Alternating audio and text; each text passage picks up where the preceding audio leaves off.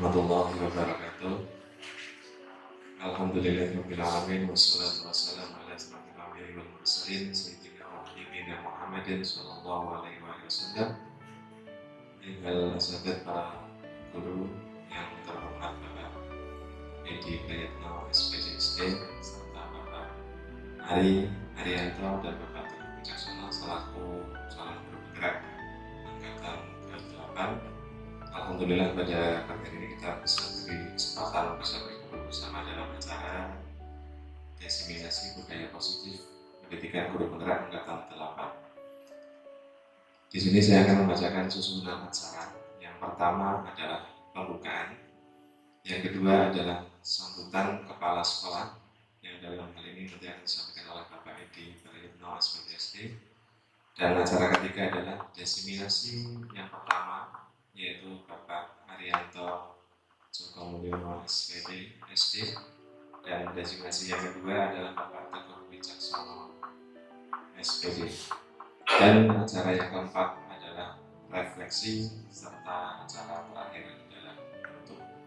Marilah kita buka acara ini dengan acara suratul Fatihah ala hadirin yang mulia dan sholihin wa ila hadratin nabi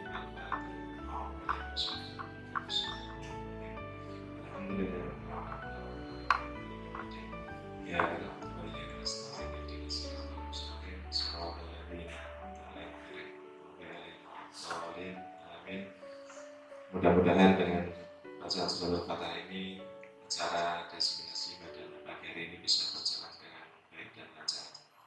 Menginjak acara selanjutnya yaitu sambutan yang dalam hal ini akan disampaikan oleh para kepala sekolah yaitu Bapak Edi Prayitno SPDSD, dan dilanjutkan oleh prosesi diseminasi oleh Bapak Arianto Joko Mulyono SPD.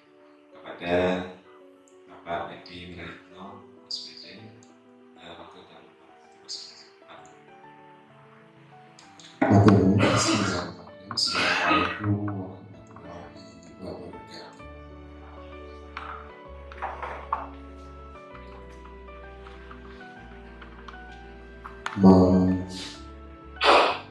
Memvariasikan suasana alangkah indahnya siang bintang bertaburan di kegelapan malam. Kalau Anda tidak menjawab salam, jangan bilang Anda umat Islam. Pak Camat menjual tomat, yang beli harus dihormat. Kalau Anda umat Nabi Muhammad, jawablah salam dengan semangat. Di rumah saya ada kolam, tapi sayang gak ada isinya. Barang siapa yang menjawab salam, saya doakan dimudahkan rezekinya. Assalamualaikum warahmatullahi wabarakatuh. Waalaikumsalam warahmatullahi wabarakatuh. Bismillahirrahmanirrahim. Rabbi sholli syadri wa yassir amri wa hlul 'uqdatam min lisani yafqahu qawli. Yang saya hormati mitra kerja atau rekan kerja dari SD Negeri 2, yang saya hormati pula rekan-rekan kerja dari SD Negeri 10, wabil khusus di samping saya narasumber Pak Teguh Sarjana Pendidikan dan Pak Ari Sarjana Pendidikan. Bapak Ibu semuanya, ada 2 poin sebenarnya hari ini. Yang poin pertama yaitu sesuai dengan rencana nanti Pak Edi dan Pak Zainal sedikit memberikan oleh-oleh yang pernah diikuti ini sama kayak Pak Edi juga ya. Ini Pak Zainal ya, sama kayaknya dengan tema ini.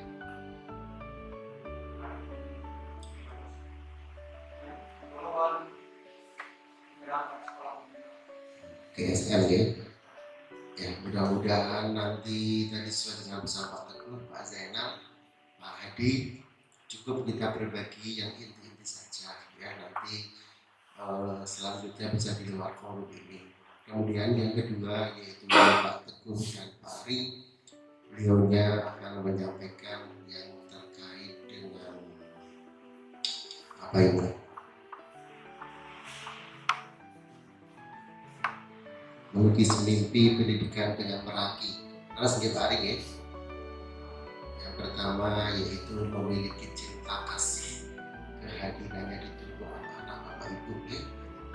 Perlu saya sampaikan pesan, walaupun kita sudah mau jadi guru, minimal yang mengingatkan kembali ketika anak-anak kita itu sulit untuk sekolah dan Bapak Ibu guru memberikan kesajian baik terhadap anak-anak, maka yang tadi bangunnya saya pinginnya pagi, yang si libur pinginnya langsung dan sebagainya, yang mudah-mudahan bisa diharapkan memiliki cinta kasih sayang dalam mendidik. Seberat apapun yang kita lakukan, apapun yang kita hadapi di sekolah ini, ya lebih-lebih anak-anak yang di SD di sekolah, ya ada beberapa anak-anak yang betul-betul luar biasa. Di mana kita harus tetap sabar menghadapi anak-anak yang saya bilang lebih aktif atau lebih perlu banyak perhatian, mengingat anak-anak sekolah dan SD khususnya ini perlu banyak sekali perhatian dan bimbingan. Kemudian ragam rasa dan budaya yang hadir di dalam ruangan kelas, ciptakan suasana sekolah menjadi suatu sekolah yang variatif sehingga anak kita tidak jenuh, ya lakukan apapun untuk anak-anak kita, tinggal anak-anak tidak terasa bahwa anak-anak kita ajak dalam suasana belajar, ya, belajar sambil bermain. Saya kehilangan Pak Teguh ini sebentar lagi ya selaku CGP. Sebenarnya masih dibanggakan Soko ada CGP, Ibat ada CGP. Namun ternyata Allah Maha Adil, saya diberi lagi CGP angkatan ke-9 kayaknya ya Pak ya. Nah ini Pak Firdaus. Tapi saya berharap rekan kerja yang lain akan menyusul karena pendaftaran tanggal berapa lagi Pak Ari? Pak Ari saya hafal nih. Dari mulai tanggal 17 Juli sampai dengan 4 Agustus kita masih punya kesempatan hampir 10 hari malah ya. Saya berharap rekan-rekan nanti bisa ikut menyusul untuk mengikuti CGP. Bagaimanapun ya saya hanya bisa mendorong, bisa mendoakan, bisa mensupport. Apa sih maksudnya di sini? Ya saya tidak bukan semua itu demi karya panjenengan.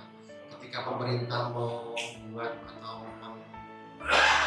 melakukan program terobosan itu ya untuk anak-anak teman-teman yang masih muda ini tolong harus ikut ya, harus mengikuti supaya tidak tertinggal karena semua itu nanti ke depan mungkin bisa saja segala sesuatu bisa menjadi persyaratan karena CGP ini yang saya dengar ini termasuk kartu sakti ya, jadi bermanfaat untuk semuanya. Yang terakhir Bapak Ibu, mungkin saya juga tidak terlalu panjang-panjang ya, kurang bagus ini. Selamat mengikuti kegiatan diseminasi budaya positif dan sosialisasi melukis mimpi pendidikan dengan Meraki. Ya, saya sendiri belum tahu sehingga saya juga ingin mengikuti. Namun ketika ini hari ini juga ada bersama acara, ketika nanti sebelum undangan dinas ini berakhir, insya Allah saya izin kalau belum kalau misalnya berakhir sebelum ya saya izinkan berakhir sesudah ini paling ya yang penting intinya cukup ya ini cukup. Moga ikuti kegiatan ini atau Meraki ini dengan seksama, tidak hanya ibadah atau pahala yang kita dapatkan Bapak Ibu dalam ilmu, wawasan, pola pandang ke depan dengan semuanya akan selalu bertambah, tidak ada ruginya ya, tidak ada ruginya kita menuntut ilmu ya Bapak Ibu ya, sehingga kita jangan jenuh-jenuh sesuai dengan pesannya para tokoh Nahdlatul Ulama ya. Dia mengatakan salah satunya yaitu ya jangan merasa jenuh mencari ilmu, tapi kalau jenuh mencari ilmu berarti ini mati. Jadi saja Bapak Ibu, mohon maaf bila ada segala kekurangan kehilafannya, kurang-kurang jalan jalannya tersendat karena tua. Semoga acara membawa berkah menjadi rahmat untuk semua. Wabillahi taufiq wal hidayah. Wassalamualaikum warahmatullahi wabarakatuh.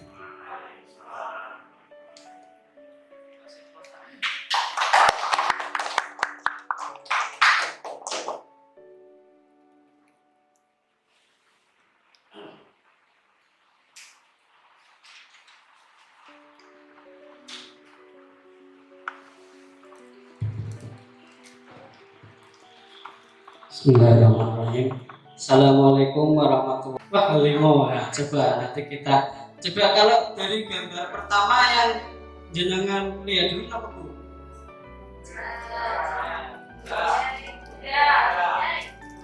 Kuda apa kedelai? Keledai. Anjing, kucing, ikan, ya. Tikus ada? Oh iya, ada. Iya.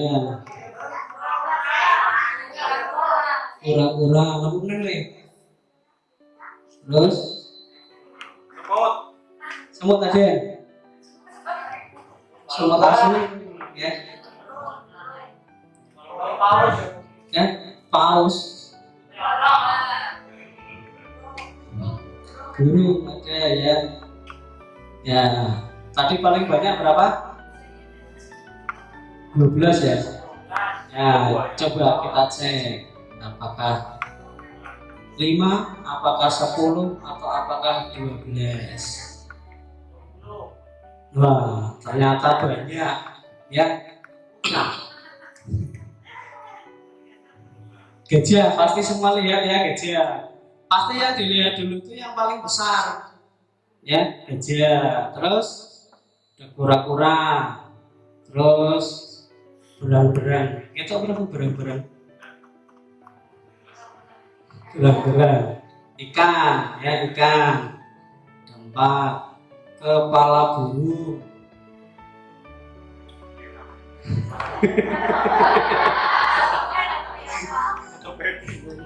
Lumba-lumba, buaya, ayam betina.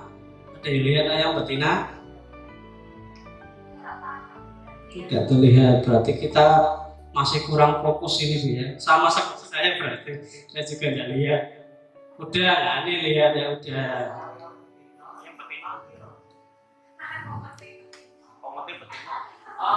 Berarti di belakang kedelai terus. Kalau dia ini ya. Ular tadi tidak ada yang lihat ya. Oh iya, ular, ikan perdil, kucing, anjing, nyamuk, keledai.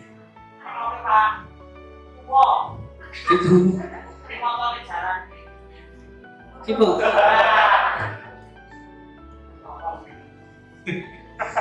Ya oke, berarti walaupun sudah agak siang nih fokusnya masih bagus-bagusnya. Paling tidak di atas 50% bisa menebak gambarnya. Oke, sekarang masuk ke materi. Nah ini sebenarnya di dalam modul 1.4 budaya positif ini ada 8 konsep inti. Yang pertama itu perubahan paradigma belajar, kemudian disiplin positif, lalu nilai-nilai kebajikan, kebutuhan dasar manusia, motivasi perilaku manusia, posisi kontrol guru, keyakinan kelas, dan segitiga restitusi. Namun mohon maaf ini Bapak Ibu, untuk kesempatan pada siang hari ini tidak akan kami bahas semua karena terbatas oleh waktu. Mungkin nanti di sebagian nanti kita lanjutkan di kesempatan berikutnya. Untuk saya nanti akan menyampaikan materi tentang disiplin positif, kemudian nilai-nilai kebajikan, kebutuhan dasar manusia, dan motivasi perilaku manusia. Nah, ini ada pertanyaan pemantik Bapak Ibu. Disiplin positif. Menurut Bapak Ibu, ya, apakah makna dari kata disiplin? Pernahkah panjenengan menerapkan kedisiplinan di kelas? Monggo, barangkali ada yang ingin menyampaikan pendapatnya. Disiplin itu apa, Bu? Mulai dari sini, Bu, ya. Menurut panjenengan, Disiplin itu adalah mengikuti peraturan-peraturan yang dibuat oleh sekolah untuk dilaksanakan oleh semua anggota sekolah. oh iya, kaitannya dengan peraturan, ya. Monggo, menurut panjenengan gimana? Enggak apa-apa, monggo panjenengan. Sama berarti ya, ya.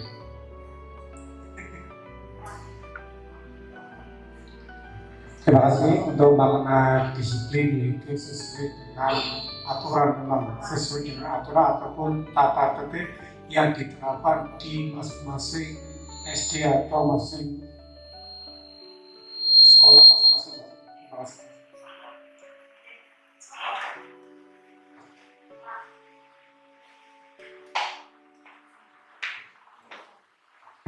Berarti hampir sama, ya. Monggo Pak Edi, barangkali ada pendapat yang berbeda.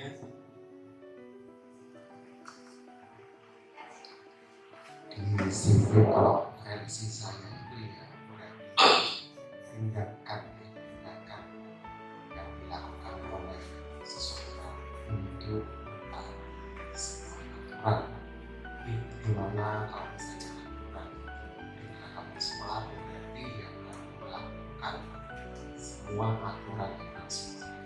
Kalau disiplin di rumah berarti melakukan tindakan atau hal-hal yang sesuai dengan aturan di rumah dan lain sebagainya, lingkungan maupun masyarakat, instansi ataupun suatu negara.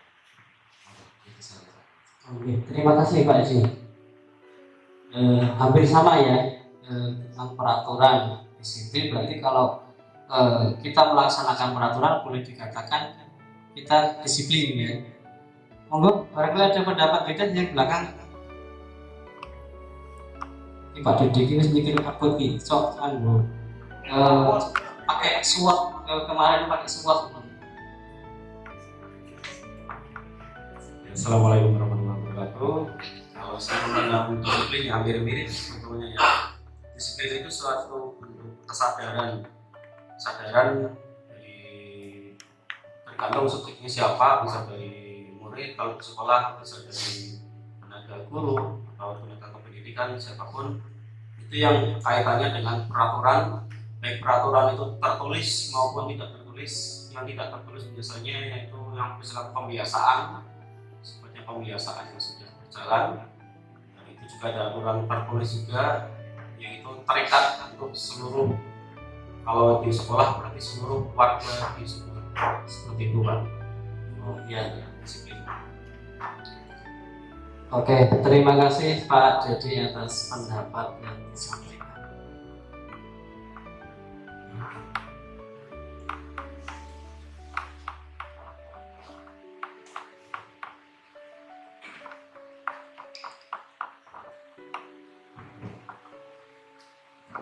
Nah ya, nunggu biar ada operatornya, biar saya nggak riwariwi. Badan agak besar, jadi kalau saya riwariwi nanti nutupi layar. Nah ini Bapak Ibu, kita lihat sebenarnya itu disiplin itu apa maksudnya. Disiplin ini berasal dari kata disiplina, ya, yang artinya itu ternyata belajar, ya. Arti sebenarnya itu belajar. Disiplin itu mengacu pada disiplin diri yang memiliki tanggung jawab terhadap apa yang dilakukannya berdasarkan nilai-nilai yang diyakini. Disiplin positif merupakan salah satu cara penerapan disiplin yang bertujuan untuk menumbuhkan kesadaran serta memberdayakan peserta didik tanpa imbalan penghargaan atau reward ancaman ataupun hukuman. Jadi disiplin positif ini ya tidak memerlukan iming-iming penghargaan maupun ancaman ataupun hukuman. Jadi diharapkan anak-anak kita itu bisa melaksanakan disiplin itu atas kesadarannya sendiri. Jadi pakai baju dari rumah yang rapi itu bukan karena takut nanti dimarahi Pak Guru, dimarahi kepala sekolah ataupun diberi hukuman. Kemudian sebagai pendidik tujuan kita adalah menciptakan peserta didik yang memiliki disiplin diri sehingga mereka berperilaku mengacu kepada nilai-nilai kebajikan universal dan memiliki motivasi intrinsik dalam perubahan perilaku ke arah yang lebih baik. Lanjut. Nilai-nilai kebajikan itu seperti apa? Nilai-nilai kebajikan ini adalah nilai yang disepakati bersama lepas dari suku bangsa, agama, bahasa maupun latar belakangnya. Jadi nilai ini berlaku universal seluruh dunia. Ada contoh nilai kebajikan. Nah, ini nilai kebajikan yang ingin dicapai dalam kurikulum Merdeka, yaitu profil pelajar Pancasila. Ini ada 6 nilai kebajikan dalam profil pelajar Pancasila. Yang pertama itu beriman dan bertakwa pada Tuhan Yang Maha Esa dan berakhlak mulia.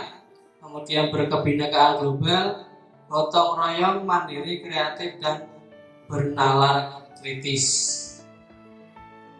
Lanjut Pak.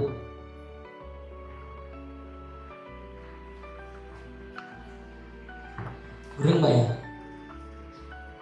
Gak apa-apa. Lagi Pak.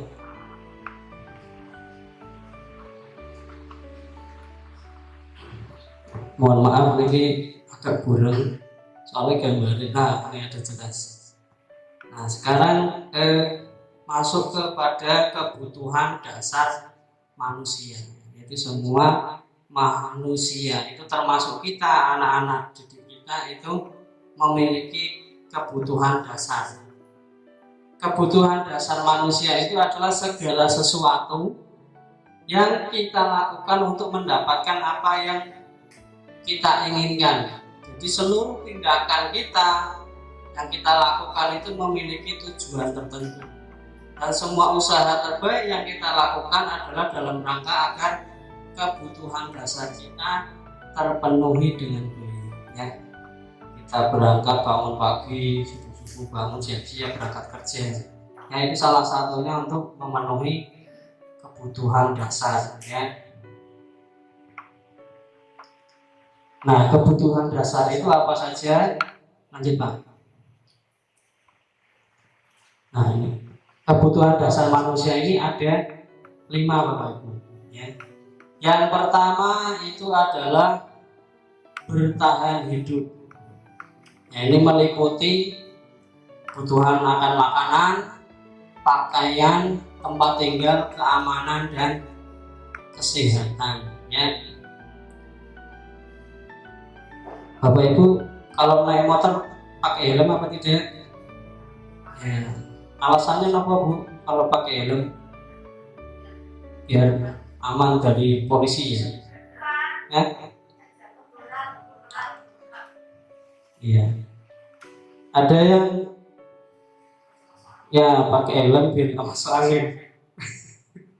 Nggak pakai jaket malah pakainya helm Bu. Jangan jalan kaki juga pakai helm. Oh, nanti masuk angin. Ya, ya. Jadi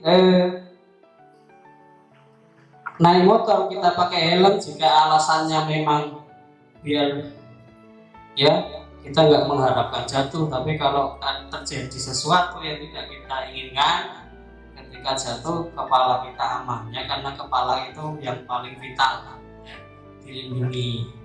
Nah, ini berarti kita melakukan hal tersebut untuk memenuhi kebutuhan bertahan hidup. Ya, seperti murid kita misalnya ya eh, keamanan. Ya, ini juga sekolah harus menyediakan keamanan terkait murid-murid kita ya. Alhamdulillah untuk Soko dan buat ini insya Allah aman ya. Kemudian kebutuhan dasar yang kedua yaitu kasih sayang dan rasa diterima. Yang meliputi rasa diterima, dipedulikan, berbagi kerjasama dan menjadi bagian dalam kelompok. Ini Bapak Ibu pernah menemui nggak? Misalnya dalam kelas belajar kelompok ada satu atau dua anak yang kurang aktif atau pasif di kelompok itu, diam sendiri, ya nggak mau ikut kerjakan, pasti ada ya. Nah itu mungkin saja dia belum ya terpenuhi kebutuhan dasar terkait kasih sayang dan rasa diterima. Nah ini tugas kita untuk mengetahui ya, karena begini, karena sikap atau perilaku anak-anak kita itu bisa saja itu penyebabnya karena salah satu dari 5 kebutuhan dasar manusia ini tidak terpenuhi ya.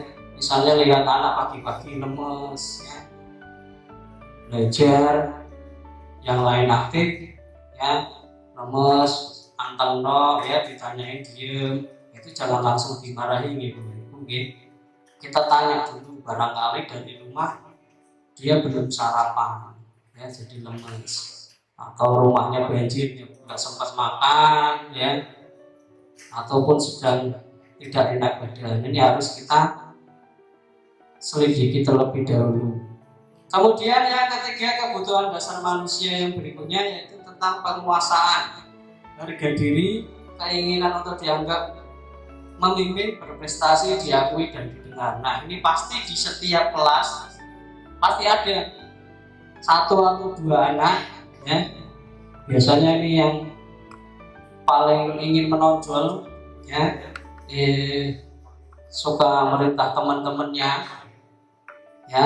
Nah itu ternyata perilaku tersebut itu karena dia ingin memenuhi kebutuhan dasarnya tentang penguasaan ya. Jadi seperti di sini ada ya, pengennya menang sendiri biasanya di kelas, pokoknya nek mau maju ya maju duluan, disuruh apa pokoknya harus nomor 1. Nah ini ingin memenuhi kebutuhan tentang penguasaan. Kemudian kebutuhan yang keempat, kebebasan. Ini meliputi mandiri, memiliki pilihan, mencoba hal baru, mampu mengendalikan arah dan dirinya. Nah ini juga mungkin di kelas panjenengan ya, di kelas saya juga pernah saya temui, misalnya kita pembelajaran seperti biasa dalam kelas, ternyata anak ini yang biasanya aktif atau tidak aktif, dia maksudnya kita tanya sarapan yang sudah, terus ya kemudian terjadi ternyata itu penyebabnya bisa saja bosan ya, bosan di dalam kelas terus ya, mungkin pengennya sekali-sekali belajar di luar kelas gitu ya. Jadi anak-anak kita itu pengen punya kebebasan ini ya, sekarang itu merdeka belajar. Jadi guru itu sekarang menghamba pada anak didik, jadi manut kalau anak didik kita butuhnya pengen belajar di luar kelas manut ya. Jadi anak bebas memilih pengen belajar seperti apa. Kemudian yang terakhir, kebutuhan kesenangan. Nah ini bermain, humor, antusiasme, tertawa. Jadi kalau di kelas anak kok ada sering main ya, pagi-pagi berangkat main, nanti istirahat main, sudah masuk tetap main ya. Namanya anak-anak memang kodratnya anak Bapak Ibu nih, kodratnya anak itu ya bermain, dunianya bermain ya. Jadi tugas kita untuk mengontrol sebenarnya supaya mengendalikan kapan waktu bermain dan belajar, ya. Lebih baik lagi bisa belajar sambil bermain. Nah, ini kebutuhan akan kesenangan, ya, tertawa. Nah, ini kalau ada anak di kelas jarang tertawa, itu malah patut kita curigai, ya. Ada masalah apa ini kok anak tidak pernah ketawa, ya. Ini di kelas saya ada, ya kadang sih ketawa, ya. Ya, jarang gue ketawa, ya. Saya selidiki masih susah ini. Kadang ditanya nggak jawab soalnya, ya. Saya tanya sarapan dulu, cuman diem, ya. Oke, lanjut Pak. Itu tadi ya, kebutuhan dasar manusia. Nah, ini ada pertanyaan pemantik lagi Bapak Ibu. Sebagai seorang guru, ya, saat Anda hadir mengajar di dalam kelas tepat waktu, dan motivasi apa yang mendasari tindakan Anda, ya? Apakah Anda datang tepat waktu ke sekolah itu karena tidak ingin ditegur oleh atasan kepala sekolah, karena ditegur Pak Edi, maka kasih, ya? Atau tidak, Anda ingin menjadi orang yang menghargai diri Anda sendiri sebagai teladan bagi murid-murid Anda, ya, karena Anda percaya itu tindakan kita sebagai guru itu akan dicontoh oleh murid-murid kita. Gimana? Ada yang berangkat pagi? Tidak ada yang telat, Bu, ya? Masjid tidak ada yang telat, Bu? Alhamdulillah. Kalau panjenengan berangkat karena apa, Bu? Berangkat Anda telat? Jenengan telat buatan? Alhamdulillah nggak pernah telat, Bu, ya. Kira-kira takut oleh Pak Edi nopo pripun, Bu? Nopo takut nanti TPP ini dipotong? Nah, itu ya alasan-alasan gitu, ya. Kemudian nih, perilaku manusia itu dimotivasi oleh dua faktor, ya. Yang pertama itu motivasi ekstrinsik dan motivasi intrinsik. Motivasi ekstrinsik ini motivasi dari luar dirinya atau lingkungan. Kalau yang motivasi intrinsik ini motivasi dalam dirinya sendiri, dalam hatinya. Untuk motivasi ekstrinsik ini terbagi menjadi dua. Yang pertama, untuk menghindari ketidaknyamanan atau hukuman. Nah, ini kadang, ya, motivasi seseorang itu berbeda-beda, ya. Bisa saja, ya, anak berangkat pagi, ya, kelar pagi-pagi sebelum masuk BTK sudah berangkat. Itu bisa saja motivasinya itu karena takut, ya, takut kena hukuman, ya. Kalau telat Pak Guru dikacai, tidak boleh masuk. Nah, atau bisa saja dia seperti itu karena ingin mendapatkan imbalan atau penghargaan dari orang lain, ingin dipuji, ya. Pinter, ya, berangkatnya pagi terus, tidak pernah telat. Ini yang motivasinya, yang ingin mendapatkan imbalan ataupun penghargaan. Nah, yang ketiga, motivasi intrinsik. Nah, ini motivasi yang kita harapkan ada pada diri kita dan anak-anak didik kita, yaitu motivasi intrinsik, motivasi dalam hati sendiri, yang melakukan sesuatu yang positif itu karena dorongan dari dirinya sendiri, tanpa ada perlu ancaman, hukuman atau iming-iming. Terima kasih Pak Dimas. Ya, saya lanjutkan. Kembali dulu Pak, ini terakhir, ini materi saya ini kayak banyak, nanti Pak Teguh yang banyak sampai jam 1 seorang rampung. Ya, jadi motivasi intrinsik ini yang diharapkan kita tanamkan kepada anak-anak, ya melalui bisa kita lakukan melalui pembiasaan sehari-hari, pembiasaan di sekolah, ya, supaya muncul motivasi intrinsik. Jadi anak berangkat pagi pakai seragam rapi, ya, pakai dasi, pakai topi lengkap, itu kita harapkan motivasinya itu dalam dirinya, ya, karena dia pengen menghargai dirinya sendiri, bukan karena takut dihukum ataupun mengharapkan ujian dari guru maupun teman-temannya, ya. Itu saja Bapak Ibu pemaparan materi dari saya. Nanti apabila ada pertanyaan atau yang kurang jelas, nanti bisa ditanyakan nanti di sesi tanya jawab nih. Ataupun nanti ada sesi tanya jawab ya. Nanti setelah materi yang kedua. Demikian dari saya Bapak Ibu, mohon maaf terlebih kurangnya. Assalamualaikum warahmatullahi wabarakatuh.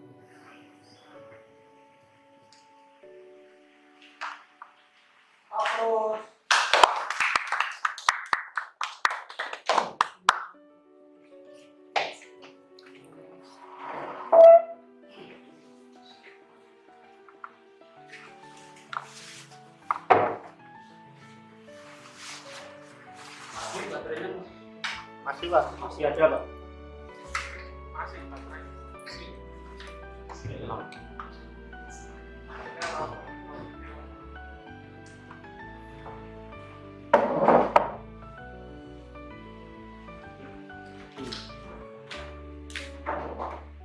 Terima kasih. Bismillahirrahmanirrahim. Assalamualaikum warahmatullahi wabarakatuh. Ya, masih semangat ya Bapak Ibu ya. Kelihatan lemes nih. Baik, sebelum saya mulai, saya ingin mencoba untuk memotivasi semangat dengan kembali untuk mengikuti belajar bersama ini. Jadi untuk diseminasi itu adalah menyebarkan pemahaman dan menerapkan pengalamannya. Jadi ada dua kegiatan sebetulnya. Ya, yang pertama itu diseminasi, yaitu menyebarkan pemahaman. Anak yang kedua adalah penerapan pengalaman. Untuk penerapan pengalaman ini diharapkan setelah panjenengan ya Bapak Ibu semua mengikuti kegiatan diseminasi ini, mendapat sedikit ilmunya, bisa ya untuk berbagi kepada murid atau diterapkan terhadap muridnya. Baik, sebelum kita masuk ke materi utama, saya mengajak Bapak Ibu supaya motivasinya kembali ya, semangat seperti tadi pagi. Yuk kita tepuk siap belajar. Bisa ya? Ya, kalau muridnya bisa, gurunya harus luar biasa. Yuk. Jadi kalau saya bilang satu, tepuknya bilang yes. Ya, contoh. Satu, tepuk tiga, semuanya. Tepuk empat, konsentrasi. Yang kelima, tepuk lima, siap belajar. Ya, yuk contoh dulu. Tepuk satu, yes. Dua. Oke. Tepuk tiga. Semangat. Oke, orang. Oke. Konsentrasi. Konsentrasi. Tepuk lima. Siap belajar. Tepuk satu. Yes. Tepuk dua. Oke. Tepuk tiga. Semangat. Tepuk empat. Konsentrasi. Tepuk lima. Siap belajar.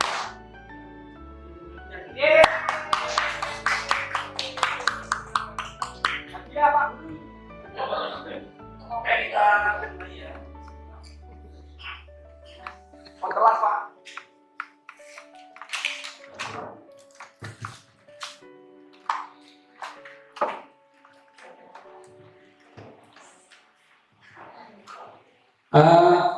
Kembali Pak. Ya, jadi sama ya, kurang lebih konsep inti dari budaya positif di modul 1.4 memang ada 8.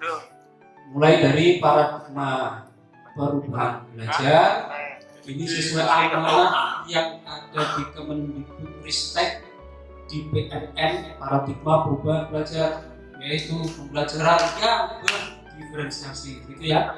Lalu ada disiplin positif yang sudah disampaikan oleh beliau Pak Ari selaku rekan CGP saya di angkatan 8 ini. Lalu ada nilai-nilai kebajikan, ada kebutuhan dasar manusia sudah disampaikan tadi. Berikutnya motivasi perilaku manusia. Nah, saya nanti kebagian di posisi kontrol guru. Lalu ada keyakinan kelas, ini sudah saya terapkan di SD dulu ya. Berikutnya yang terakhir segitiga restitusi.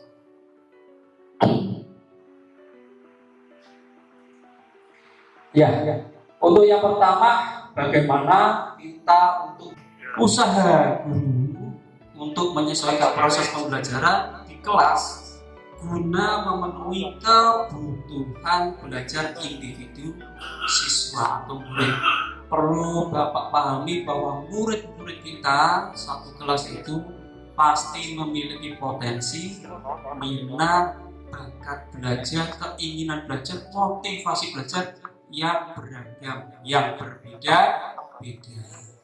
Ya, ada yang dia bisa memahami materi secara visual, berarti guru ini gawe PPT sing apik-apik, sing ono kartone, sing lucu-lucu, lalu ditampilkan dengan penjelasan baru dia paham. Lalu ada yang sifatnya auditory, hanya dengan mendengarkan seperti ini langsung ngerti, langsung paham langsung. Lalu ada yang berdasarkan praktek langsung diterangkan seperti ini secara visual, secara video paham. Diterangkan dengan cara bilingual, interaksi tanya jawab juga tidak ngerti. Ternyata dia mampu belajarnya dengan cara mencoba mempraktikkan langsung. Nah seperti itu. Maka ada kala muncul istilah belajar otodidak. Ya, anak SD ngerti mesin motor, barang ditelusuri rupanya bapaknya montir motor. Setiap hari dia membantu tugasnya di bengkel, ya, mengerjakan utak-atik sedikit-sedikit akhirnya paham. Nah seperti itu. Jadi dia melakukan, ya, doing there, langsung melakukan, maka dia paham. Nah inilah momok masalahnya, miskonsepsi tentang teori kontrol. Jadi ilusi guru mengontrol murid. Guru mengontrol murid itu sifatnya ilusi. Karena harusnya tidak boleh, ya kan? Ilusi bahwa membuat rasa bersalah mampu menguatkan karakter, benar tidak kira-kira? Nek orang murid sing nakal, murid berapane, terus diberi nasihat-nasihat yang sifatnya menyudutkan dan membuat dirinya menjadi bersalah. Yakin itu tidak akan benar Bapak? Salah ya? Salahnya kenapa? Nah, menimbulkan rasa ketidakpercayaan diri. Anak menjadi tidak percaya diri, hanya meratapi kesalahannya. Ya, sehingga Pak tidak muncul keberanian untuk belajar selanjutnya.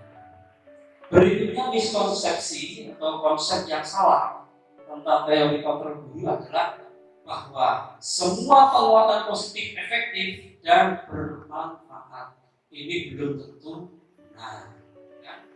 Nah, yang terakhir ilusi bahwa orang dewasa berhak memaksa. Guru orang dewasa, murid hanyalah seorang anak. Benar tidak bahwa guru harus mengontrol sepenuhnya atas kekuasaan diri murid? Jadi diatur sesuai dengan keinginan kita. Ya, saya ingin tanya di satu hal. Kelas rame itu apakah selalu salah atau bagaimana? Oh, kelas dulu itu selalu rame, berarti definitifnya negatif. Yang begitu benar atau salah? Ya, kelas paksi ini kok setiap kali mengajar rame terus, berarti tidak baik nih. Konotasi yang semacam itu kira-kira sudah tepat atau belum? Belum tentu, ya kan? Kadang kita membuat suasana mencair dengan memaksimalkan potensi anak. Ya, kalau anak itu memang punya kemampuan lingual, kemampuan bahasa yang luar biasa, mungkin kita tidak optimalkan, itu juga kurang baik. Nah, terus bagaimana tindakan kita yaitu mengubah paradigma stimulus respon menuju ke pendekatan teori kontrol. Nah, siapa sesungguhnya yang memiliki teori kontrol? Kita akan komparasi antara stimulus respon dengan teori kontrol berbeda. Stimulus respon, kita mencoba mengubah orang agar berpandangan sama dengan kita. Coba diamati diksinya atau pilihan katanya yang semacam itu. Kira-kira sudah tepat atau belum? Bahwa kita itu menggiring opini orang supaya berpikiran sama sesuai dengan kehendak kita. Mencoba mengubah orang agar berpandangan sama dengan kita. Hal yang semacam itu ya, Bapak Ibu, sebetulnya tindakan yang kurang bijak dan kurang tepat. Maka teori kontrol pilihannya adalah bahwa kita berusaha memahami pandangan orang lain tentang dunia. Kita tidak boleh memaksakan kehendak kita. Jadi karakteristik orang yang berbeda-beda kita harus bisa memahami. Sama halnya dengan murid kita. Ya, murid kita satu kelas jumlahnya besar, 28 anak. Tidak akan pernah mungkin 28 anak itu berkarakteristik sama. Ya, sifatnya sama semua. Nah, keberagaman anak didik di dalam kelas tersebut itulah fungsi kontrol kita supaya mampu memahami bakat, potensi, minat yang dimiliki oleh anak dan kita memfasilitasinya, ya, dengan menyampaikan, memberikan kebutuhan belajar untuk mereka. Gitu. Terus perilaku buruk dilihat sebagai suatu kesalahan. Kemarin pada waktu yang lalu pernah ada video anak yang datang terlambat, tangannya dipukul menggunakan penggaris oleh gurunya, terlambat. Hari berikutnya terlambat, pukul lagi. Hari berikutnya terlambat, pukul lagi. Gurunya tidak memberi kesempatan anak untuk memberi penjelasan.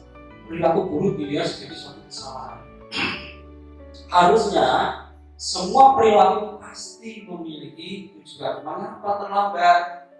Nah, suatu ketika gurunya naik motor pulang kerja melihat anak didiknya itu, ternyata terlambatnya harus bergantian sepatu dengan adiknya. Ya kan? Jadi bukan unsur kesengajaan anak ini bandel, nakal, setiap datang ke sekolah pasti terlambat, tidak. Karena kebutuhan dasar manusianya ternyata ada yang tidak tercukupi, yaitu secara materi keluarganya tidak mampu, tidak bisa memberikan sepatu. Sepasang sepatu itu akhirnya digantikan dengan inilah. Jadi kita harus ubah stimulus dari respon di teori kontrolnya. Kemudian orang lain bisa mengontrol saya, betul tidak? Betul tidak? Bahwa orang lain itu berhak mengontrol kita.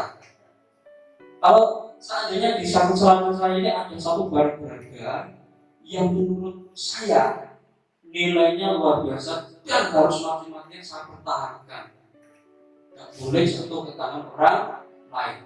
Barang berharga itu saya ambil, saya tutup. Anda kalau memerintah saya buka tanganmu, kira-kira saya harus mau atau tidak?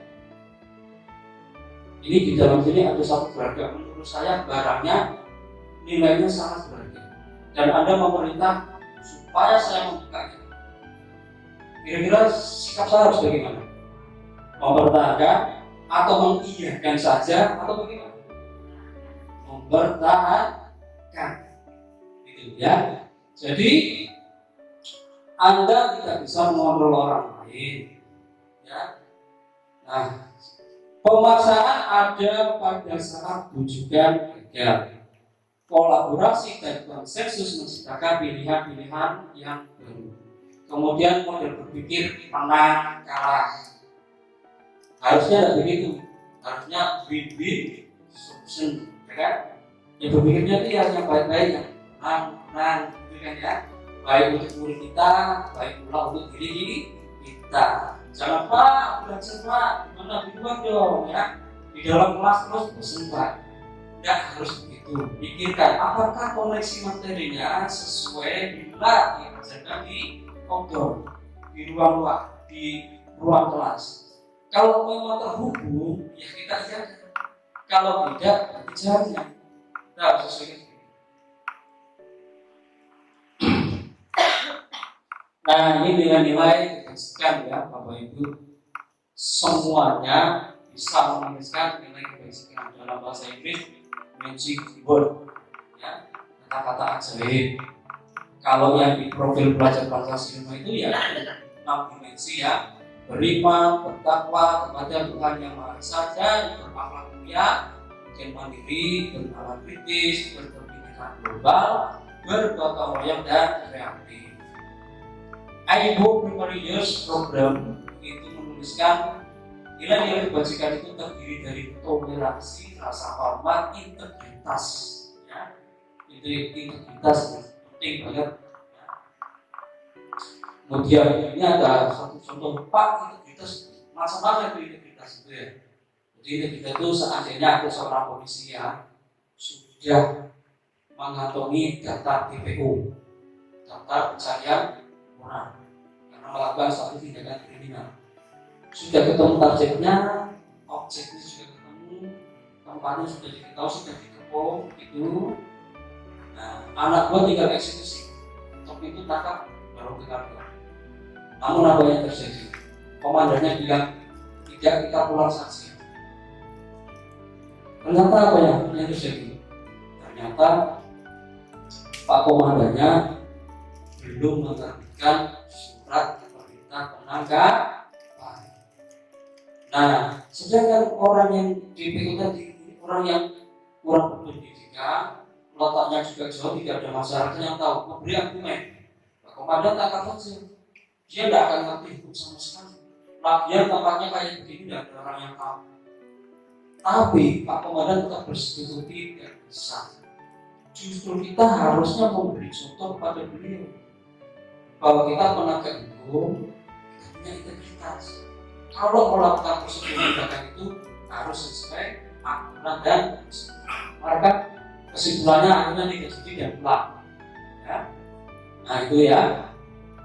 Lalu ada antusias, empati, keinginapan, kreativitas, kerjasama, percaya diri dan komitmen. Ini kata-kata kebajikan ini bisa dituliskan oleh Bapak Ibu di kelas yang sifatnya memantik anak-anak untuk selalu berbuat dan melakukan hal-hal yang baik. Ini kebutuhan dasar, ada 5 ya kan? Nah sekarang motivasi perilaku manusia. Sebetulnya perilaku kita ini didukung oleh 2 hal. Menurut beliau, rekan saya Pak Ari, ada yang motivasinya intrinsik, ada yang motivasinya ekstrinsik.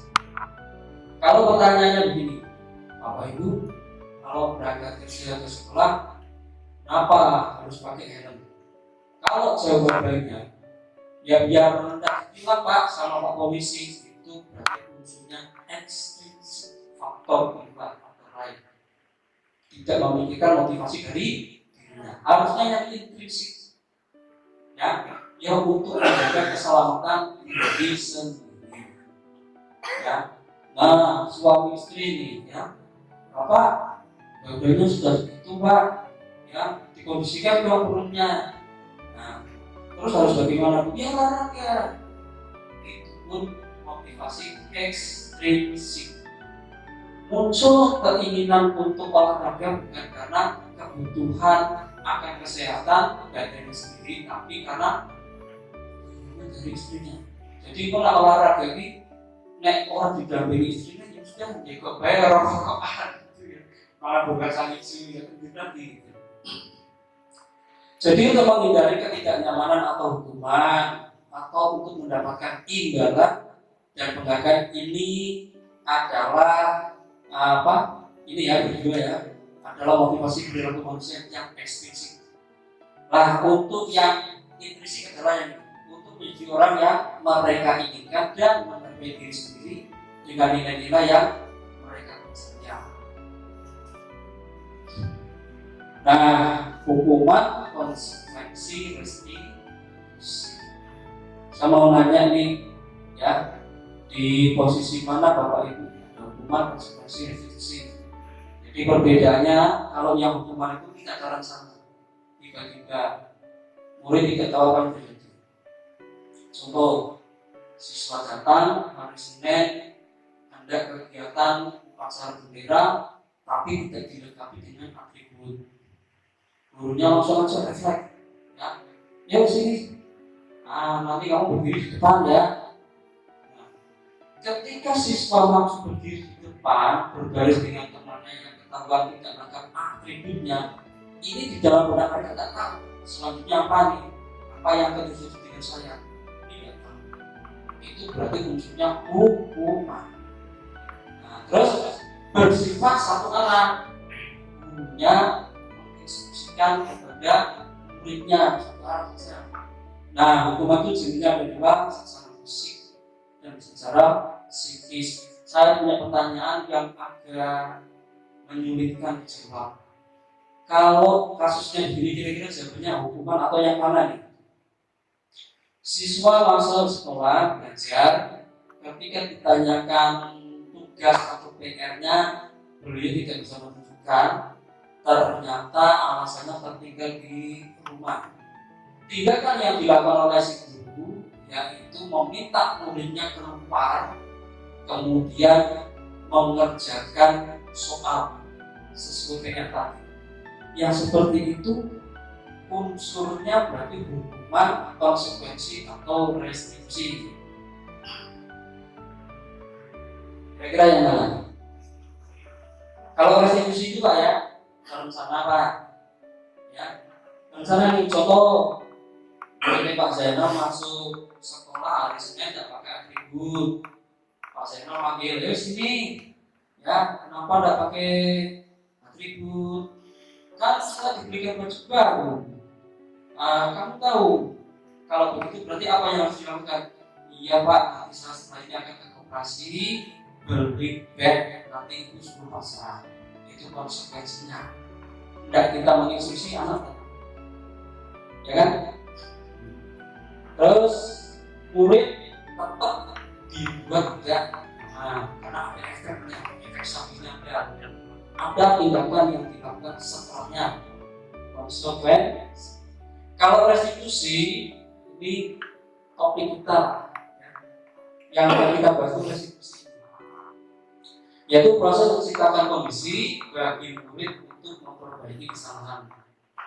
Proses kolaboratif antara guru dan murid yang mengajarkan murid nantinya untuk mencari solusi dirinya sendiri. Ini restitusi. Menurut saya Bapak Ibu semuanya bahwa untuk materi saya ini sebetulnya tidak ada waktu khusus untuk tanya jawab. Jadi di akhir hanya ada unsur refleksi. Jadi kalau ingin bertanya atau menambahkan dan seterusnya, maka itu saja. Silakan langsung. Pak, contohnya kalau begini bagaimana? Kita usahakan di sana, ya. Nah, ini materi yang pertama, 5 posisi kontrol guru. Ngaku saja, jujur saja, coba dihayati, diingat-ingat. Kita ini guru ada di posisi yang mana? Ada 5 ya. Penghukum, pembuat rasa bersalah, atau teman, atau pembantu, atau yang manajer. Kalau Bapak Ibu posisinya ada di mana nih? Yang sering biasa dilakukan dalam aktivitas sehari-hari. Pak Zainal yang mana Pak Zainal? Pemantau. Kalau Bu Rena yang mana Bu? teman. Bu, Asija. Positif, maaf Bu. Yang mana Bu kira-kira Bu? Teman juga ya. Kalau Pak Hadi yang mana Pak Hadi? Ya, tapi saya yakin tuh, walaupun beri jawaban, tapi sebenarnya belum tahu juga gitu ya. Hanya mengira-ngira, kalau teman begini-begini gitu ya. Oke lah, nggak apa-apa. 5 posisi kontrol guru itu sebetulnya kalau kita ya semuanya pasti pernah mengalami. Ya pernah menjadi pembuku, pernah menjadi teman, pernah jadi pemantau, pernah juga membuat anak menjadi punya rasa bersalah, ya. Nah, tapi dari kami yang belajar di pendidikan guru penggerak ini, nah, paling bagus adalah di posisi manajer. Ya, ini contohnya nih. Kasus siswa tidak memakai atribut saat upacara. Kalau pendukung kan tiba-tiba ya tadi ya definisinya ya. Nah, berarti langsung nih. Nah, silakan kamu hormat kepada bendera sejam atau yang tidak memakai atribut maju ke depan itu juga mendukung. Ya, kalau di sekolah seni militer semacam STBGM gitu ya, itu ada konsekuensi push up. Nah, itu hukum juga. Lalu membuat rasa bersalah. Nah, dinyatakan dengan kalimat berapa kali Bapak harus menentukan kamu selalu saja mengecewakan Bapak. Ini anak tahu gurunya kecewa, rasanya sakitnya di sini. Artinya anak akan merasa bersalah. Apalagi bilangnya begini, kamu sekolah apa enggak kasih sama orang kamu loh, kerja panas ya kepanasan, hujan ya hujanan, kok kamu perilakunya di kelas seperti itu, luar biasa. Menjadikan anak menjadi memiliki apa? Rasa bersalah, salahnya dengan bapak ibu kerja, cok nangis malam ya, cok nangis ya, bapak ibu kerja buat saya kok saya di sini nakal, ini membuat rasa bersalah. Nah sekarang siswa tidak memakai atribut berkat tapi pacaran di posisi kontrol dulu sebagai teman. Nah sebagai teman ini just fine, ya. Oke saja lah. Ayo dong ikuti aturan sekolah, bapak ya. Sekali ini saja. Ya sudah, tidak apa-apa. Lain kali lagi-lagi ya, wis selesai. Teman kita posisi. Tapi saya yakin di antara kita semuanya kalau mau jujur, pernah di posisi kontrol seperti ini. Saya pun juga, ya kan? Bahkan saya senang di posisi kontrol, berat, semangat. Lalu pemantau. Kalau pemantau itu kamu sudah melanggar peraturan sekolah ya, kamu tahu kan konsekuensinya. Nah, setelah upacara beri atributnya, evaluasi. Ya, jangan diulangi ya. Untuk pemantau saja, pemantau kondisinya adalah bagaimana. Tujuannya kan semuanya itu untuk mewujudkan budaya positif di semuanya baik, tapi perlu kami tegaskan di program pendidikan guru penggerak, maaf ini oleh Pak Samianto selaku fasilitator itu mengatakan nanti ke depan diupayakan diusahakan untuk posisi kontrol pendukung dikikis sedikit demi sedikit, bahkan kalau perlu dihilangkan. Padahal yang namanya pendukung menurut saya tidak semuanya negatif, tidak semuanya baik. Ya bagi kita yang beragama Islam tentu pernah mendengar kisah ada anak yang pernah dipukul sama ibunya, dipukul dan tidak pernah diberitahu hingga puluhan tahun berikutnya anak tersebut dirasa sukses menjadi pejabat gubernur. Nah gurunya menjadi imam masjid. Ketika sholat berjamaah suaranya hafal dengan gurunya. Ini imamnya walaupun saya tidak kedengaran seperti guru yang dulu. Maka si Pak Gubernur tadi menunggu dengan sabar sampai dengan sholat itu selesai dan barisan depannya sudah kosong, dia maju ke depan. Nah benar ketika dia salam ternyata gurunya guru. Tapi gurunya pun ingat terhadap perbuatannya dulu, makanya terjadi senyum lah saja. senyum saja gitu ya. Jadi gurunya senyum, alhamdulillah. Akhirnya kamu datang menemui saya dan menanyakan itu. Terus bagaimana? Sekarang saya tanya, kamu dendam seperti itu? Tidak. Sengaja saya pukul kamu agar kelak kamu menjadi pejabat, kamu tidak zalim kepada rakyatmu. Begitu. Jadi dipukul biar terasa sakitnya, biar dia membekas di dalam hatinya, tujuannya itu pengajaran. Jadi ketika dia besok jadi seorang pejabat, maka jadi pejabat yang tidak zalim. Jadi tidak semuanya hukuman itu tidak baik, tergantung dari yang menghukum dan yang menerima hukuman. Apakah Islam menerima itu sebagai motivasi intrinsik untuk kembali menjadi diri yang lebih baik atau bagaimana? Ini di pendidikan bergerak yang paling baik ini, yaitu posisi guru manajer.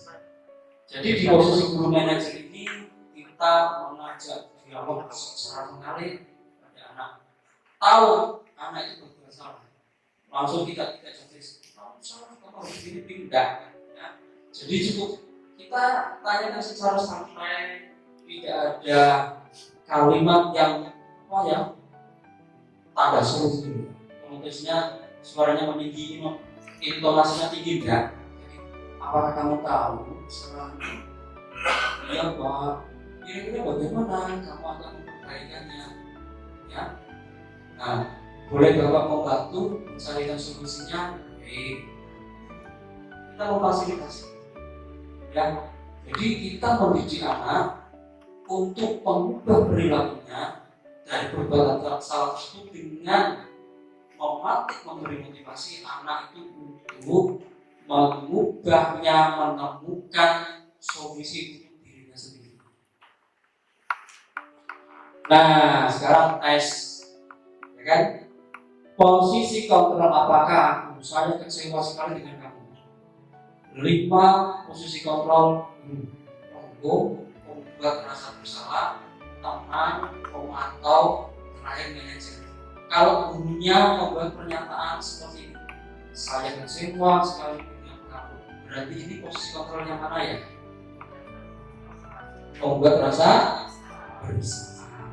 Ya. Kalau yang seperti ini, kamu tidak benar-benar melakukannya. Yang mana nih? Hukum atau pemantau atau teman? Kamu ini ya tidak pernah melakukannya dengan benar. Begitu berarti apa? Ya, menghukum. Ya, ini bisa juga Pak.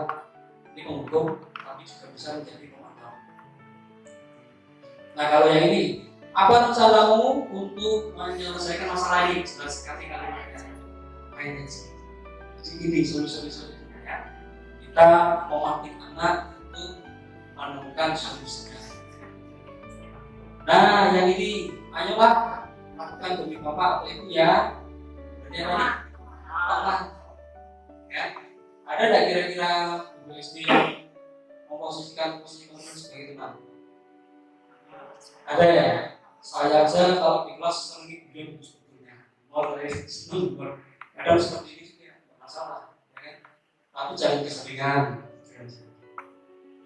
Kamu tidak pernah mendapat nilai jika tidak mengerjakan tugas. Yang mana ini? Posisi kontrol guru apakah ini? Kamu tidak pernah mendapat nilai jika tidak mengerjakan tugas. Memantau saja.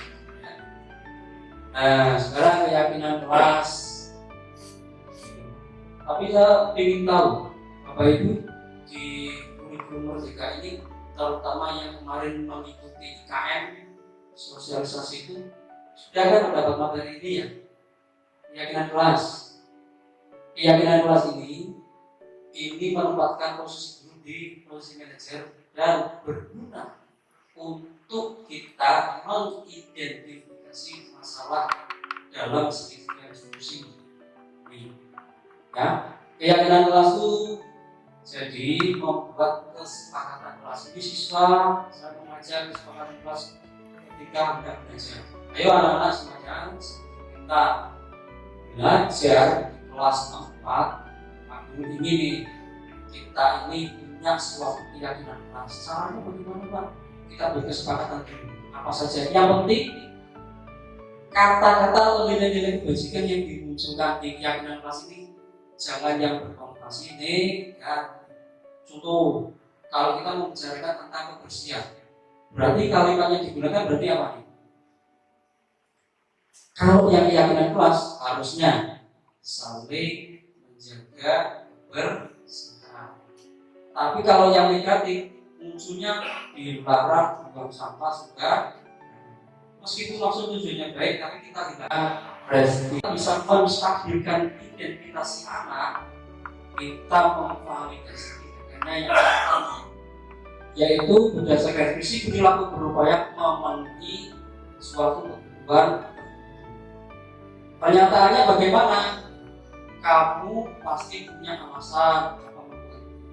Seandainya ini contoh kasus, dia si Dewi mengerjakan tugasnya dengan bersusah payah. Setelah selesai ada temannya yang seenaknya saja untuk mengcopy paste ya, atau mencontoh secara keseluruhan tanpa izin, tanpa permisi.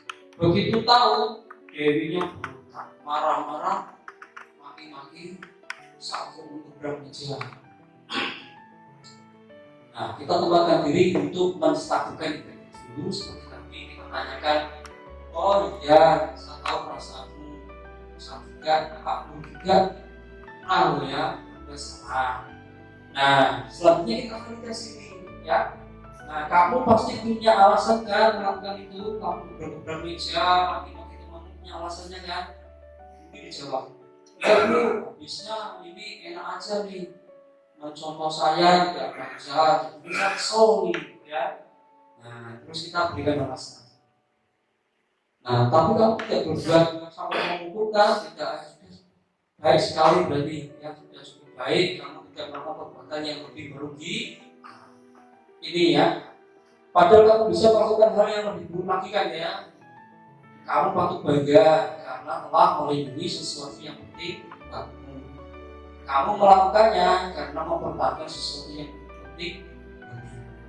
Ini validasi tindakan yang salah. Nah, setelah divalidasi, barulah kita menanyakan keyakinan. Berdasarkan prinsip teori kontrol, bahwa pada dasarnya kita termotivasi secara fisik, motivasi muncul dari diri kita sendiri. Nah, apa nih keyakinan kelas kita? Ya? Nilai-nilai apa yang telah disepakati bersama? Kita kedepankan, kita munculkan kepada anak-anak kita. Ya? Jadi misalnya anak itu berbuat salah, kita tanyakan, lalu kalau seperti itu keyakinan kelas apa yang tidak kamu lakukan hari ini? Ya, itu Pak, saya tidak menghargai dan teman. Kita tanyakan, jangan mendiskreditkan anak bersalah, tapi kita munculkan keyakinan kelas. Seperti apa gambaran sebuah kelas yang ideal menurut kamu? Kamu ingin menjadi orang yang seperti apa? Boleh bisa nggak? Ini sebetulnya video yang saya lakukan ketika saya melakukan penerapan segitiga diskusi di kelas saya, ya. Tapi karena ini terjadi,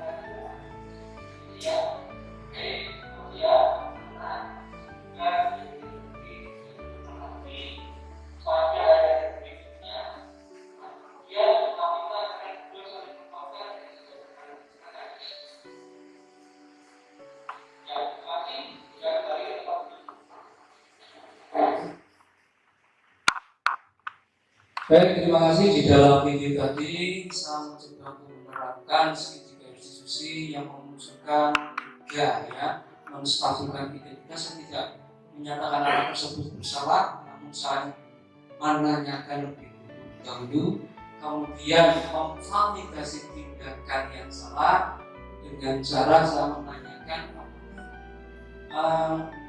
tindakanmu itu sudah benar. Lalu apa solusinya untuk kamu bisa memperbaiki kesalahan tadi? Ya. Berikutnya adalah menanyakan keyakinan. Nah, keyakinan kelas apa yang tidak kamu lakukan hari ini? Yaitu tidak menghargai teman dan menunggu ketertiban di kelas. Seperti itu. Baik, di penghujung acara untuk dalam penerapan program disiplin positif, guru itu memiliki standar kepribadian, profesional, dan sosial yang baik, di mana guru nanti mampu merefleksi dirinya dalam posisi kontrol saat ini. Ya. Bagaimana perjalanan dirinya sebagai manajer? Jadi memang titik tumpu dari 5 posisi kontrol di program pendidikan reguler itu kita harus berusaha. Nah, kalau belum menjadi posisi kontrol manager, ya kita berupaya sedikit demi sedikit, perlahan demi perlahan, tahap demi tahap kita berusaha untuk mengubah diri kita menjadi posisi kontrol guru manager. Ya, yang menuntun murid insan yang mandiri, merdeka dan bertanggung jawab sesuai dengan standar nasional. Kemudian diseminasi atau penerapan penyebaran pemahaman budaya positif ini mutlak diperlukan untuk kita implementasikan di sekolah, utamanya kepada murid atau peserta didik kita agar terbiasa melakukan budaya-budaya yang bernilai positif. Entah itu dispo atau disiplin positifnya, entah itu memenuhi 5 kebutuhan dasar manusia. Jadi kalau ada anak yang belajar di pagi hari itu kemudian tidak mampu menerima pelajaran dengan baik, jangan lantas kita menyalahkan atau menilai yang konotasi tidak baik. Kita cari tahu, kita analisis, barangkali ada unsur 5 kebutuhan dasar dari seseorang itu yang perlu kita cukupkan atau kita sampaikan kepada anak. Demikian yang dapat saya sampaikan. Barangkali banyak hal kekurangan pada diri saya karena saya juga di sini selaku guru penggerak masih dalam proses tahap belajar. belum selesai perjuangan pembelajaran saya dan Pak Ari masih panjang, masih 5 bulan ke depan, masih berdarah-darah gitu ya. Ya, tapi senang karena saya mengikuti program pendidikan kebudayaan ini bukan karena motivasi ekstrinsi, tapi muncul dari diri saya akan kebutuhan ilmu dari pendidikan kebudayaan tersebut. Demikian yang dapat saya sampaikan. Apabila ada kata-kata yang salah dan mungkin ada teman-teman yang ingin sekali memperdalam, ingin berkolaborasi bersama, mari kita belajar bareng, kita terapkan bareng di sekolah kita masing-masing. Demikian, wabillahi taufiq wal hidayah. Wassalamualaikum warahmatullahi wabarakatuh.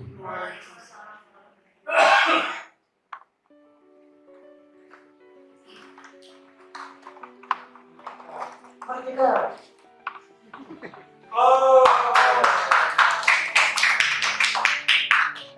Nah itu kalau saya tambah nih, kapur tambah sekarang. Kapur 1, kapur 2, kapur 2, kapur 3. Kapur 1. Kalau tidak ada kapurnya berarti diam. Nah kalau seperti nggak usah ditepuk.